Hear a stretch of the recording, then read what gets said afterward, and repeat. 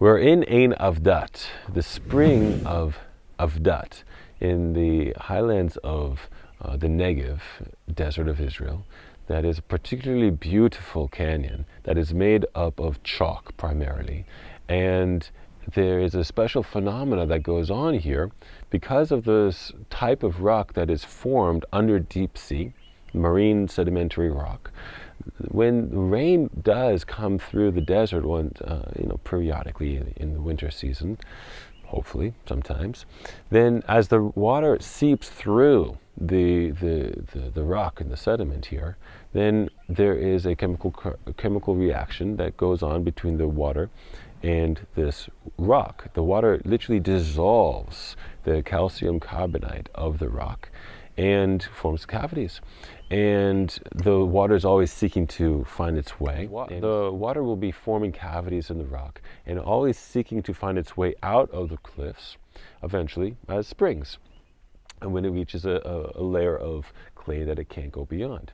And then once the water manages to come out of the cliff and comes back into contact with the air, then those minerals that is being carried through the water from the dissolving of the rock itself, then they get released from the water and attach itself to the outside of the cliff, or whatever might be growing on the outside of the spring, whatever vegetation. It will form around the branches of that vegetation. And now, that is what we're looking at over here, okay, behind us here, in that the water will continue to flow through many thousands of years, and the mineral content will continue to grow on the outside, forming a new rock called travertine. And this travertine is a rock that's literally growing on the surface of the cliff, which is really remarkable, in that that's the kind of rock that we are looking at over here, all right?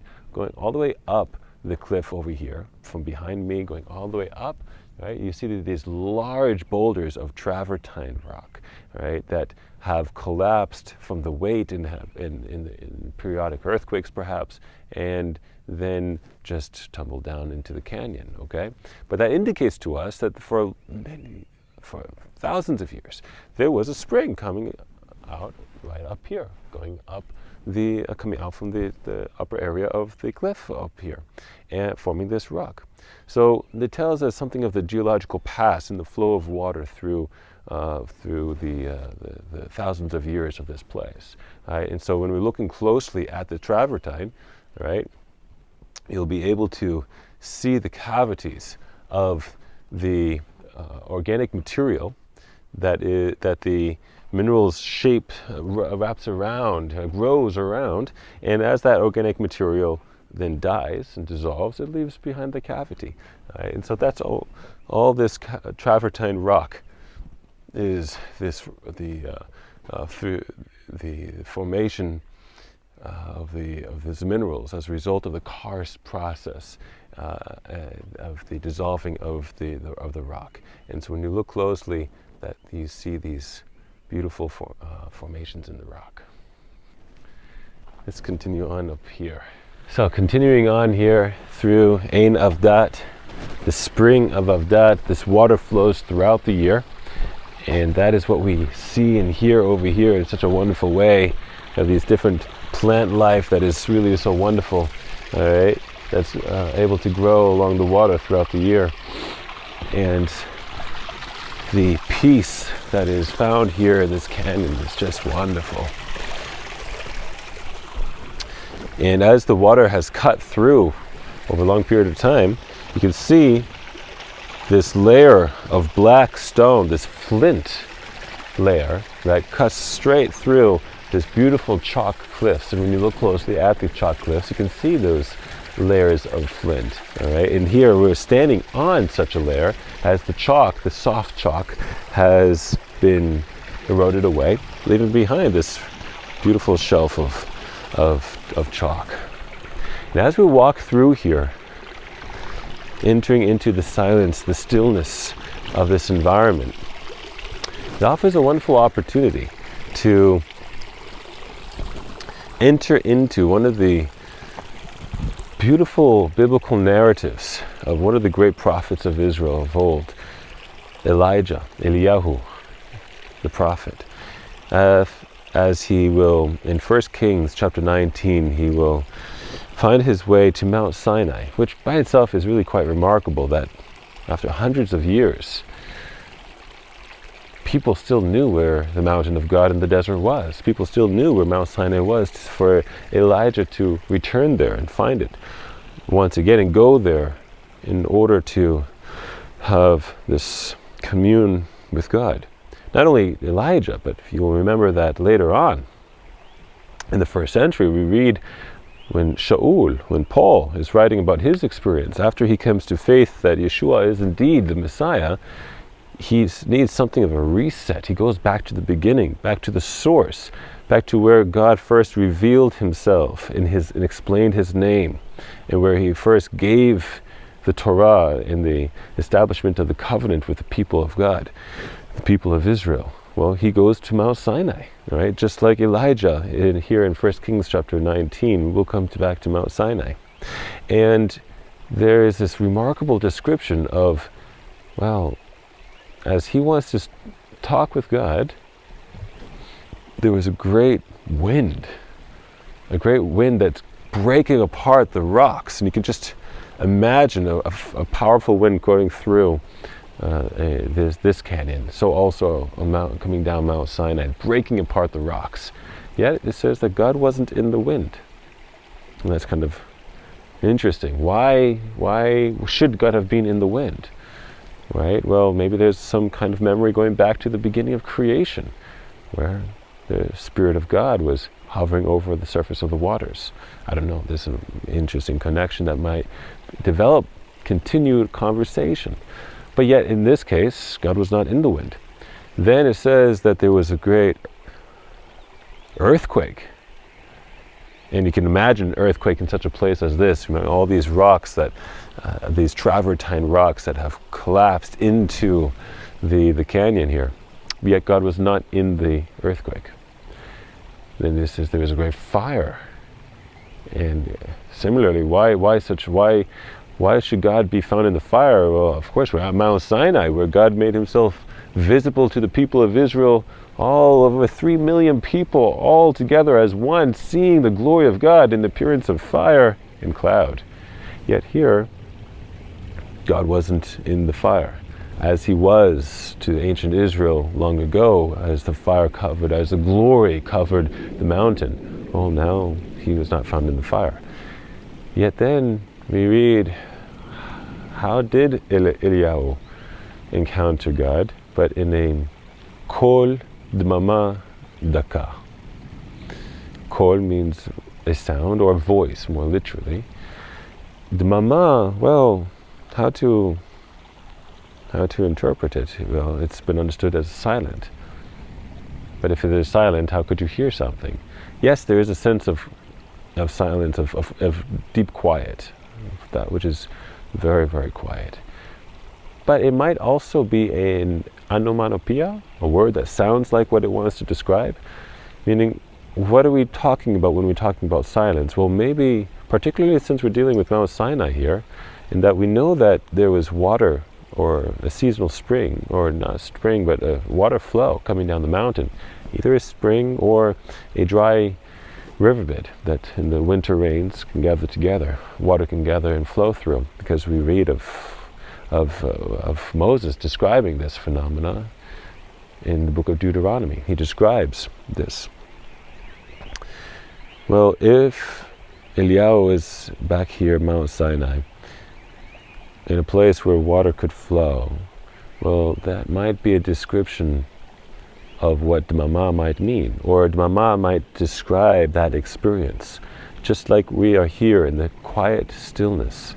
The silence of the desert here can give us a really nice experience of the silence at Mount Sinai as well.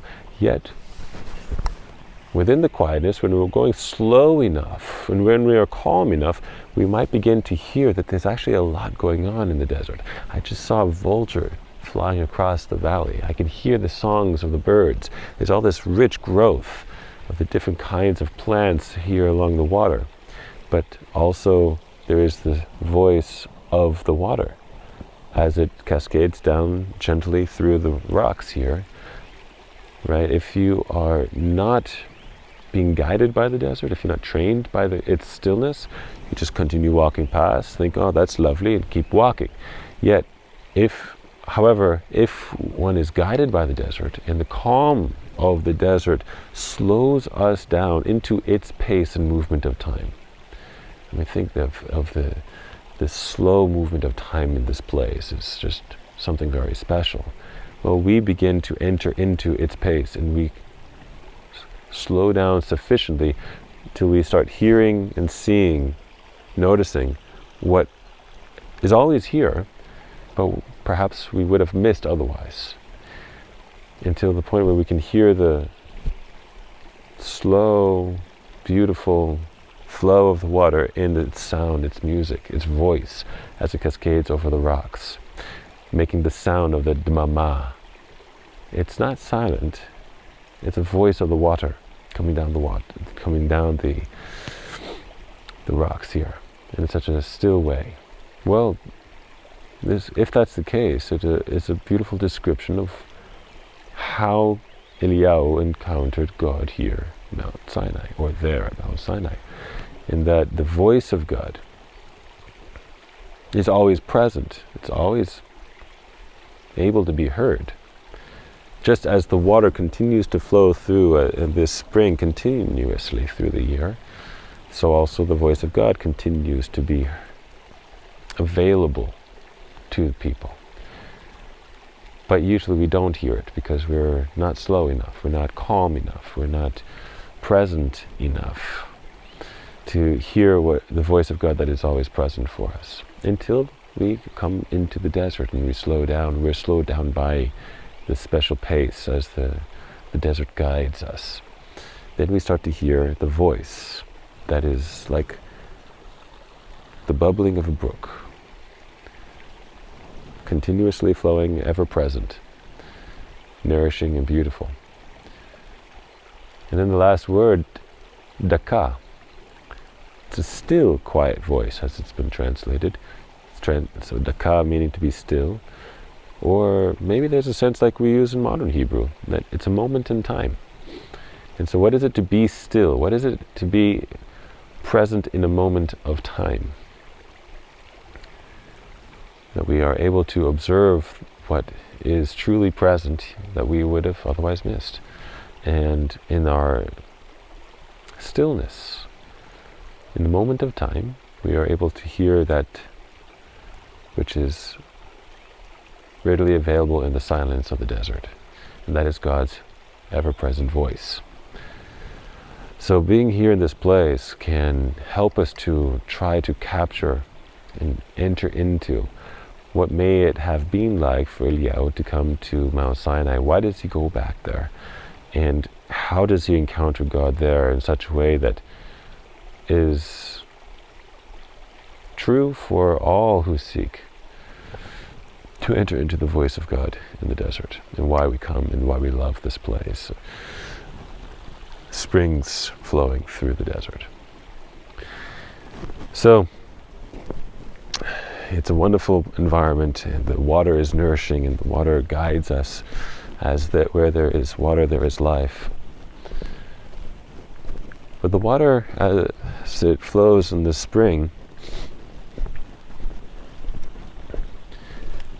it is also coming out from the cliffs themselves, in that if we are to